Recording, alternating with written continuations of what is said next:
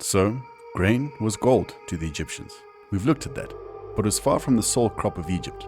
We still have to discuss what else the Egyptians ate besides beer and bread, and the other important industries that operated around cultivation, which is why this video ended up stretching into a two-parter.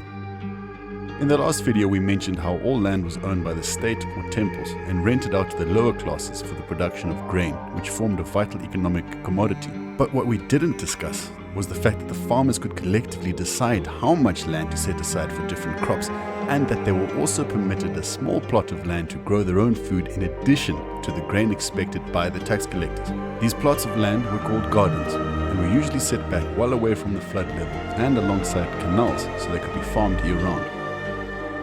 In these gardens were grown a variety of vegetables or fruits to add substance to any meal. Over time, these would evolve into the beautiful flower gardens we're more familiar with. But we're not there yet.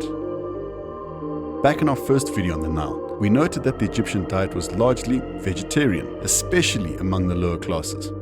Crops like lentils, chickpeas, lettuce, coriander, garlic, leeks, beans, cucumbers, onions, all could be found in these little veggie patches around the villages.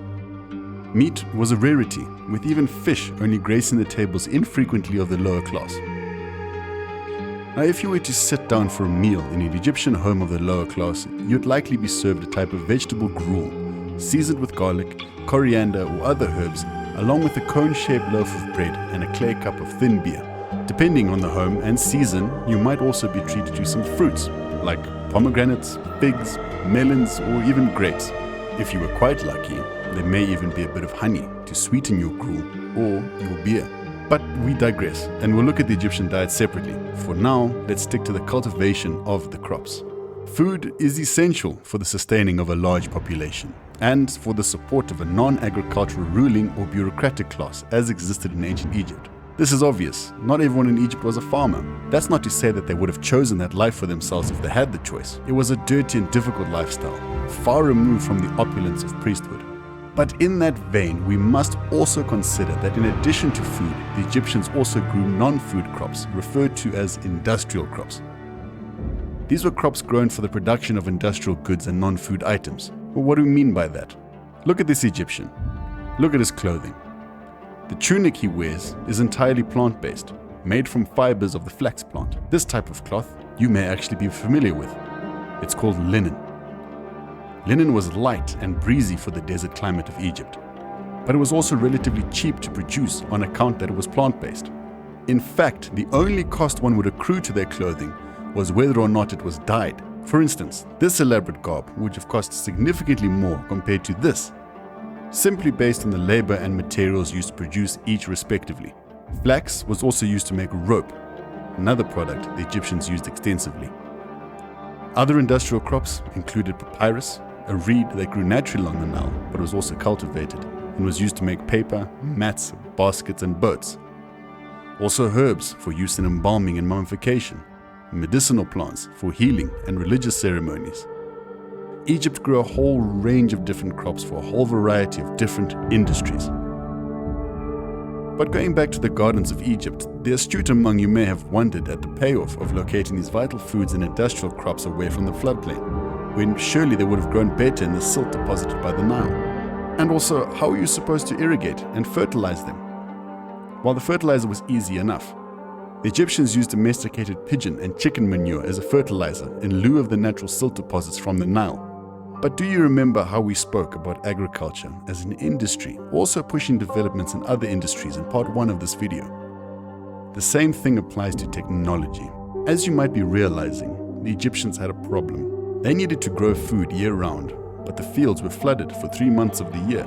The problem had to be overcome by technology, by the manipulation of the Nile in ways not naturally intended.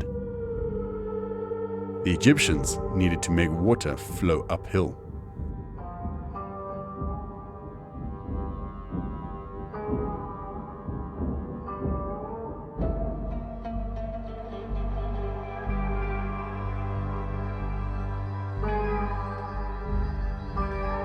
Now enter in the cheapest project that any history teacher can ever assign their class to do, the shadoof, and its partner in crime, the irrigation ditch.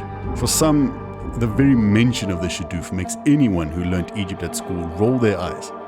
But in our cynicism, we lose an appreciation for the simple brilliance of the machine itself. The shadoof was simple as hell. A counterweight was used to lift a bucket of water up out of the Nile where it could be emptied into an irrigation ditch or collection pool. The flow of this water could be manipulated using sluices and locks to transport it to different fields and faraway locations. Gravity was simply no issue, and getting water up to another level even higher than that just needed another shadoof. And at the cost of what? A few poles and a rock. The shadoof could be dismantled every flood season and reconstructed the following year. It was easy to use, maintain, and required little effort. The shadoof helped Egyptians overcome a barrier allowing them to farm year-round by keeping their precious crops irrigated throughout.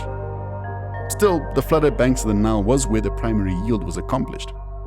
But the Egyptians didn't have to twiddle their thumbs until the waters receded, being able now to continue farming.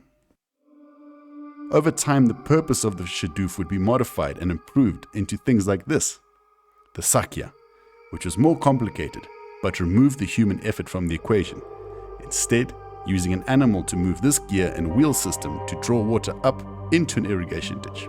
Looking at the shadoof though, it's hard not to marvel at its simplicity, which is probably why we've heard so much about it.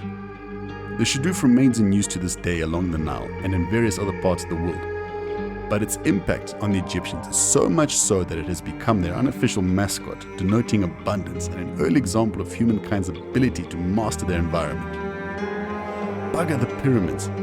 This is the Egyptian wonder of the world.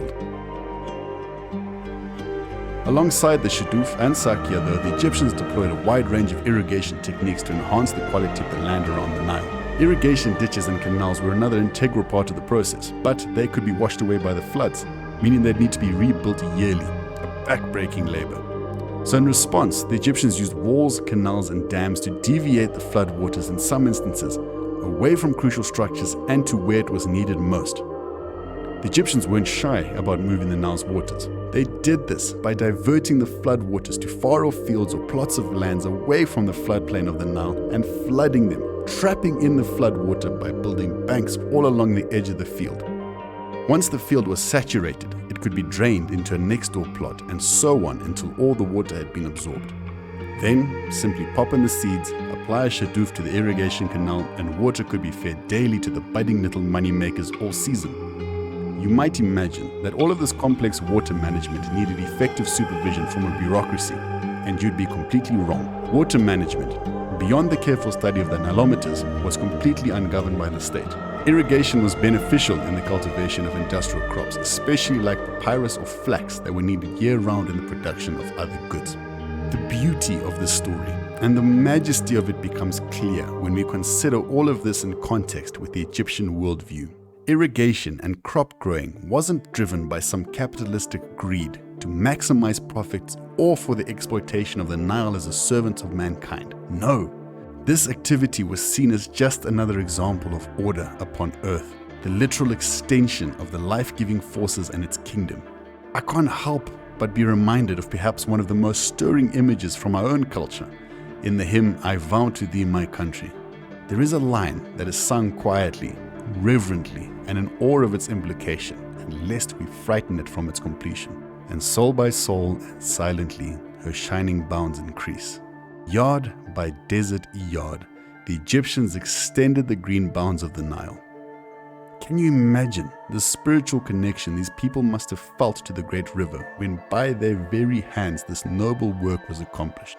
Not with any abstraction, but fully complete and tangible to the eye, body, and soul. The howling desert was defeated by the forces of order. In your small way, you stand triumphant on the battlefield of the cosmos.